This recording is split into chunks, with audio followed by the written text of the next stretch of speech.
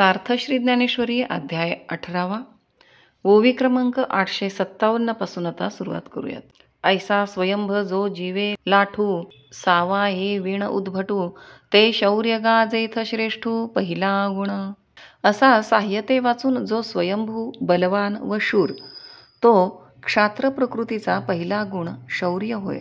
आणि सूर्याचेनी प्रतापे, कोडीही नक्षत्र हारपे, ना तो तरी न लोपे स चंद्रीतीही.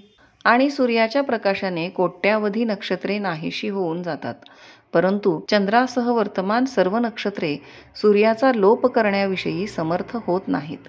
तैसेनी आपुले प्रौढी गुणे, जगा या विस्मयो देणे, आपण तरी न क्षोभणे कायसे नाही. तसे आपल्या महत्वाच्या गुणाने सर्व जगाला आश्चर्य करण्यास लावतात व कसलाही प्रसंग आला तरी आपण घाबरत नाहीत. ते प्रागल्भ्य रूप तेजा, जिये कर्मी गुण दुजा, आणि धीरू तो तिजा तेथींचा गुण. असा जो प्रशंसनीय गुण तेज, तो त्या क्षात्र प्रकृतीचा दुसरा गुण होय व वीर हा त्याच प्रकृतीचा तिसरा गुण होय. वरी पडिल या आकाश, बुद्धीचे डोळे मानस, झांकी ना ते परियेस धैर्य जेथे. आकाशही कोसळून पडले तरी ज्याच्या बुद्धीचे डोळे मन हे झाकले जात नाही, त्याचे नाव धैर्य होय. आणि पाणी हो का भलते तुके, परी ते जिणवणी पद्म फांके, का आकाश उंचिया जिके आवडे तया ते. आणि पाणी कितीही खोल असले तरी कमळ हे पाण्याला खाली टाकून वर येते, किंवा आकाश हे उंचीविषयी सर्व पदार्थास जिंकते. तेवी विविधा अवस्था, पातलिया जिनवनी पार्था, प्रज्ञा फळतया अर्था वेझ देणे जे. तशी नाना प्रकारचे प्रसंग प्राप्त झाले तरी पार्था फलरूप जो अर्थ त्याला बुद्धी जिंकते. ते दक्षत्व गा चोख, जेथ चौथा गुण देख, आणि झुंज अलौकिक तो पाचवा गुण. याप्रमाणे सावधगिरी ठेवणे त्याला दक्षता म्हणतात व तो क्षात्र प्रकृतीचा चौथा गुण होय. आणि अलौकिक युद्ध पराक्रम हा त्याच प्रकृतीचा पाचवा गुण होय. आदित्याची झाडे सदा सन्मुख सूर्याकडे, तेवी समोर शत्रू पुढे होणे जे का. सूर्यकमळे जशी नेहमी सूर्याच्या सन्मुख असतात, तसे नेहमी शत्रूंच्या समोर असणे. माहे वणी प्रयत्नैसी, चुकविजे सेजे जैसी, रिपू पाठीने दिजे तैसी समरांगणी. गरोदर स्त्री पती समागमास जशी प्रयत्नांनी चकविते, तसे शत्रूला रणांगणात पाठ दाखविण्याचे तो चुकवितो. हा क्षत्रियाचे या आचारी, पाचवा गुणेंद्रू अवधारी, चहू पुरुषार्था शिरी भक्ती जैसी. चार पुरुषार्थात भक्ती हा पुरुषार्थ जसा श्रेष्ठ आहे, तसा क्षात्र प्रकृतीच्या गुणांमध्ये हा पाचवा गुण इंद्राप्रमाणे श्रेष्ठ आहे असे समज. आणि जालेनी फुले फळे, शाखिया जैसी मोकळे, का उदार परिमळे पद्मा करू. आणि वृक्ष आपली पाने, फुले व फळे ही जशी याचकास अर्पण करण्यास तयार असतो, अथवा परिमळाविषयी कमल जसे उदार असते. नाना आवडीचेनी मापे, चांदिणे भले तेणे घेपे, पुढिलांचेनी संकल्पे तैसे जे देणे. अथवा ज्याला जितकी आवड असेल तितके त्याने चांदण्याचे सुख घ्यावे, तसे याचकास त्याचे इच्छेप्रमाणे देणे. ते उमप गा दान, जेथ सहावे गुणरत्न, आणि आज्ञे एकायतन होणे जे का. याला अमर्याद दान असे म्हणतात. ते क्षात्र प्रकृतीचे सहावे गुणरत्न होय. आणि आज्ञेचे राहण्याचे एक स्थान क्षत्रिय होय. पोषुनी अवयव आपुले, करवी जती मानविले, तेवी पालणे लोभविले जग जे भोगणे. आपल्या हस्तपादादिक अवयवांचे चांगले पोषण केले असता त्यांच्याकडून वाटेल ते काम करून घेता येते. त्याप्रमाणे प्रजेचे प्रेमाने पालन केले असता प्रजेचा उपयोग राजाला वाटेल तसा घेता येतो. तया नाम ईश्वर भावो, जो सर्व सामर्थ्याचा ठावो, जो गुणांमाझी रावो सातवा जेथ. जो सर्व सामर्थ्यांचा आधार त्यालाच ईश्वर भाव असे म्हणतात. तो या क्षात्र प्रकृतीच्या सर्व गुणांचा राजा असा सातवा गुण होय.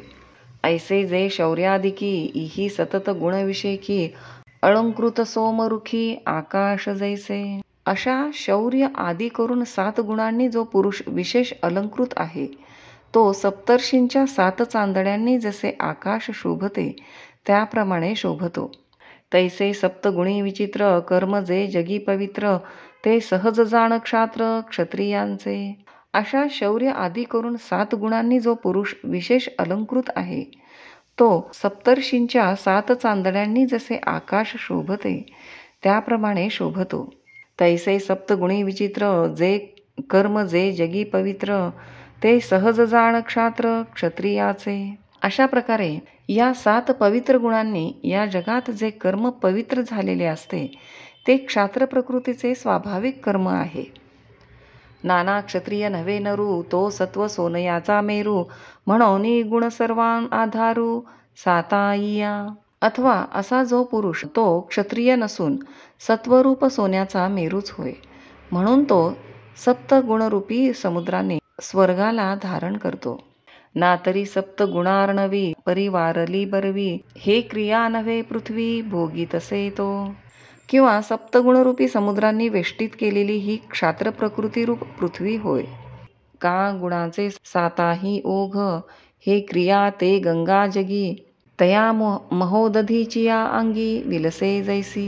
अथवा सप्तगुणरूपी ओघाने क्षात्रक्रियरूपी गंगा ही क्षात्र प्रकृती धारण करणाऱ्या ह्या महोदधीला मिळून शोभते. परी हे बहु असो देख शौर्यादी गुणात्मक कर्मगा नैसर्गिक क्षत्रजातीसी. या सर्व गोष्टी राहू दे, क्षात्र प्रकृतीची शौर्यादी गुणात्मक कर्मे ही स्वाभाविक आहेत. आता वैश्याची ये जाती उचित जे महामती ते ऐके गा निवृत्ती क्रिया सांगो. आता हे महामते वैश्य जातीला जे योग्य कर्म आहे ते तुला सांगतो ऐक. श्लोक 44. कृषी गौरक्ष्य वाणिज्यं वैश्यकर्म स्वभावजं परिचर्यात्मकं कर्म शूद्रस्यापि स्वभावजं. अर्थात शेत नांगरणे, पशूंचे पालन करणे व देवघेव वगैरे व्यापार करणे हे वैश्याचे स्वभावप्राप्त कर्म होय. शुश्रूषा सेवारूप कर्म शूद्रांचेही स्वाभाविक आहे. तरी भूमी बीज नांगरू यया भांडवलाचा आधारू घेऊनी लाभू अपारू मेळवणे जे. शेत बीज नांगर इत्यादी साहित्य मिळवून त्याच्या योगे पुष्कळ नफा मिळविणे. किंबहुना कृषी जिणे गोधने राखुनी वर्तणे का समर्धीची विकणे महर्धी वस्तू. किंबहुना कृषी कर्म करून अथवा गायीचे संरक्षण करून किंवा सवंग वस्तू घेऊन महाग दराने विकणे. एतुलाची पांडवा वैशाते कर्माचा मेळावा हा वैश्य जाती स्वभावा अंतुला जाण. अर्जुना, वैश्य जातीने ह्या 3 प्रकारे कर्म करून निर्वाह करणे हाच त्यांचा स्वाभाविक धर्म होय. आणि वैश्य क्षत्रिय ब्राह्मण हे द्विजन्मे 3ही वर्ण यांचे जे शुश्रूषण ते शूद्र कर्म. आणि वैश्य क्षत्रिय व ब्राह्मण या 3ही वर्णास द्विज हे नाव आहे व यांची सेवा करणे हा शूद्र वर्णाचा स्वाभाविक धर्म आहे. पै द्विज सेवे परवते धावणे नाही शूद्राते एवं चतुर्वर्णोचिते दाविली कर्मे. परंतु द्विजांच्या सेवे वाचून शूद्रांना दुसरे कर्मच नाही. या प्रकारे 4ही वर्णांची कर्मे तुला सांगितली. श्लोक 45. स्वे स्वे कर्मण्यभिरतः संसिद्धिं लभते नरः स्वकर्मनिरतः सिद्धं यथा विन्दति तच्छृणु. अर्थात वर सांगितलेल्या आपापल्या कर्मांमध्ये अत्यंत निमग्न असलेला पुरुष शरीरेंद्रियांची शुद्धी होऊन ज्ञानाची योग्यता प्राप्त होणे या उत्तम सिद्धीला प्राप्त होतो. आता आपल्या कर्मात अत्यंत रत असलेला पुरुष ज्या प्रकारे सिद्धीला प्राप्त होतो ते ऐक. आता इयेची विचक्षणा वेगळा लिया वर्णा उचित जैसे करणा शब्दाधिक. आता या 4 वर्णांची निरनिराळी योग्य कर्मे तुला स्पष्ट करून सांगतो. ज्याप्रमाणे कर्मादी इंद्रियांना शब्दाधिक विषयच उचित होत. ना तरी जळदच्युता पाणिया उचित सरिता सरितेसी पंडुसुता सिंधू उचितू. अथवा मेघापासून पडलेल्या उदकास नदीच योग्य स्थान होय. आणि अर्जुना नदीस उचित स्थान समुद्र. तैसे वर्णाश्रमवशे जे करणीय आले असे, गोरे या अंगा जैसे गोरेपण. तसे वर्णाश्रम धर्मामध्ये जे आवश्यक कर्म ते केले असता गौर अंगास जसे गोरेपण शोभा देते, तशी त्या वर्णाला अत्यंत शोभा येते. तया स्वभाव विहिता कर्मा शास्त्राचेनी मुखे विरोत्तमा, प्रवर्तावया लागी प्रमा आढळ कीजे. हे विरोत्तमा, शास्त्रात सांगितल्याप्रमाणे त्या स्वभावजन्य कर्माचे आचरण करण्याविषयी आपली बुद्धी निश्चित करावी. पै आपुलेंची रत्न थिते, घेपे पारखियाचे निहाते, तैसे स्वकर्म आपैते शास्त्रे करावी. परंतु आपल्याजवळ असलेले रत्न जसे रत्नपारख्याच्या हातून पारखून घ्यावे लागते, तसे आपले स्वकर्म शास्त्राच्या आधाराने समजून घ्यावे. जैसी दिठी असे आपुलिया ठाई, परी दीपे वीण भोग नाही, मार्गू न लाहता काही, पाय असता होय. जशी आपल्याजवळ दृष्टी असूनही दिव्यांवाचून तिचा उपयोग होत नाही, आणि मार्ग न सापडला तर पाय असताही त्यांचा काय उपयोग. म्हणून ज्ञाती वशे साचारू, सहज असे जो अधिकारू, तो आपुला आलिया शास्त्रे गोचरू आपण कीजे. म्हणून जातीप्रमाणे जो जो योग्य अधिकार असेल तो आपण आपल्या शास्त्राप्रमाणे समजून घ्यावा.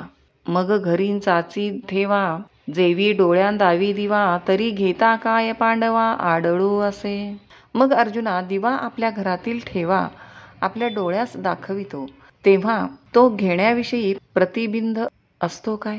तैसे स्वभावे भागा आले, वरी शास्त्रे खरे केले, ते विहित जो आपुले आचरेगा.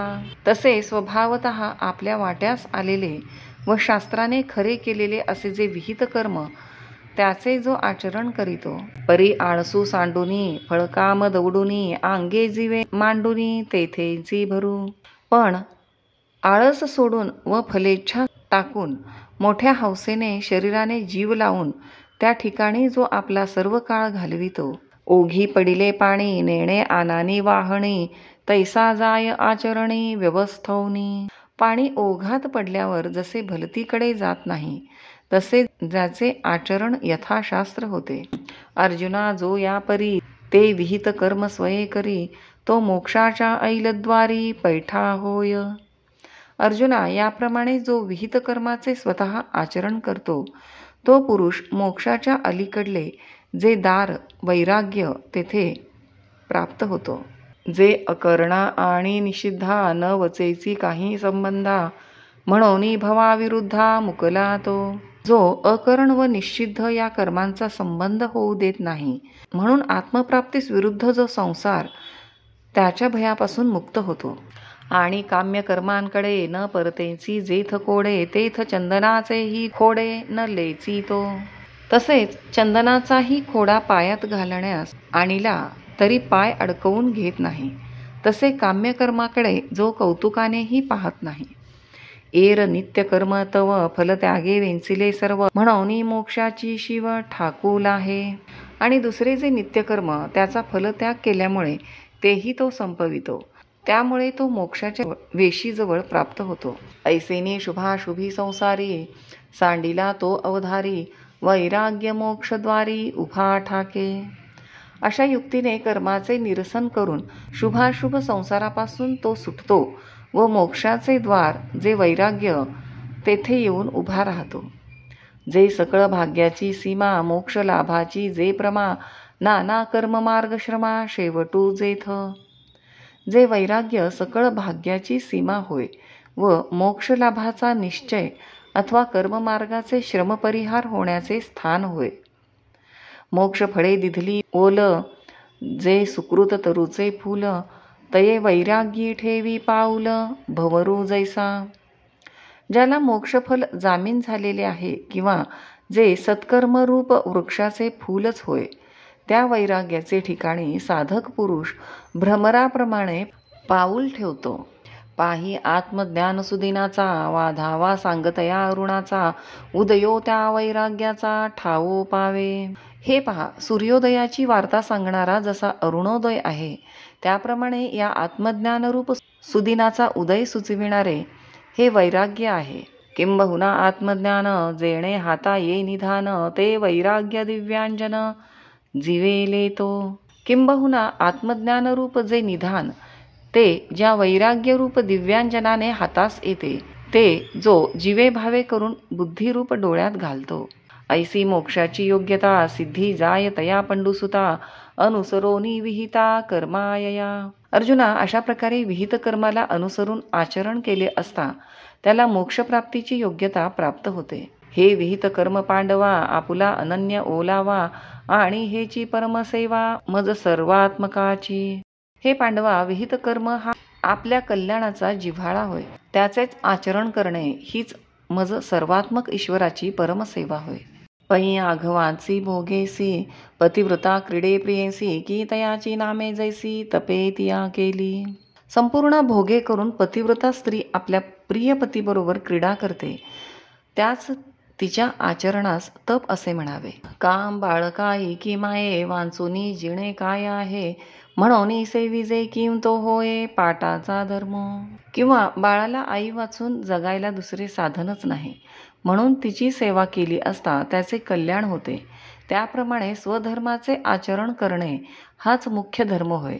यापुढील श्लोक आणि ओव्या उद्याच्या भागात.